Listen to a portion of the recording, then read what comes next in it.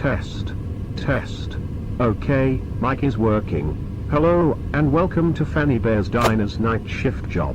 I'm recording this message for you to get you all settled into it, as there's some pretty important stuff you'll need to know if you want to work here as long as I have.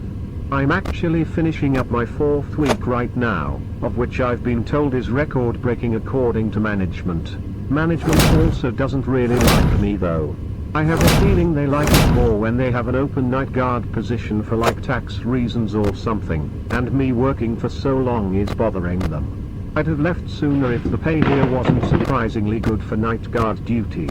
Well, that, and another reason I'll get into in a minute. Miriam's nice though, if a tad odd and eerie. I'm assuming you met her?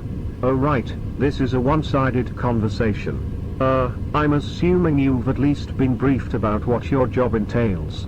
Watch the cameras for unwanted activity, and protect and don't mess around with the robo-babes that they call animatronics. And I know that you know what they actually mean by mess around if you've actually seen what these animatronic characters look like. They're very, sexed up compared to how they were in the previous establishments. There are both obvious maintenance-based reasons and moral philosophies as to why you shouldn't screw around with those things, but there's an even bigger reason as to why you shouldn't. Apparently, they actually really reciprocate to that kind of activity.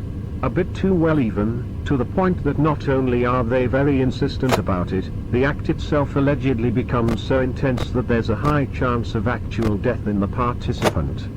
There's also a decent chance that these robo-babes might try to, well, it's probably best to be blunt here. The animatronics are gonna try to break into your office to fuck you, whether you want them to or not. I've asked, and apparently each unit has some kind of flirt routine in their programming that they do with patrons. This routine malfunctions when their selection pool is incredibly narrow. Selection pool means the amount of people to interact with, and well, you're the only person here. I don't know how flirting can remanifest itself as uncontrollable lust that ignores all previous internal safeguards, but I never made a singing and dancing robo-babe, so what do I know?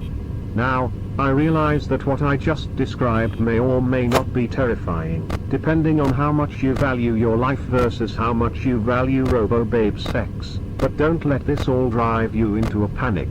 Avoiding these robo-babes is actually fairly easy, especially on the first night. You got 2 doors on either side of you, and they're necessary in keeping these babes out of your office. I only recommend using them when needed though, as these doors take up a lot of power. Why that even matters is because the generator room has this arbitrary cut-off limit that shuts off the power if too much is used up, and the last thing you need here is the power going out. Due to this, you're gonna need to go turn on your tablet screen to use the cameras to keep an eye on them, as the tablet uses significantly less power. Camera 11 has a blind spot near your right door, so you're going to need to use your door light there to see if they've shown up. You can see who's in your left door with camera 9, so that should be easier to manage. There's more that I should probably tell you, especially regarding that big sound signal button, but that's not relevant until the night after this one, and I don't want to distract you. Now remember, keep an eye on the cameras, check the doors with your lights, close the doors whenever one of the robo-babes approaches your door, and watch your power consumption. I'll record another message tomorrow for you to hear. Good night.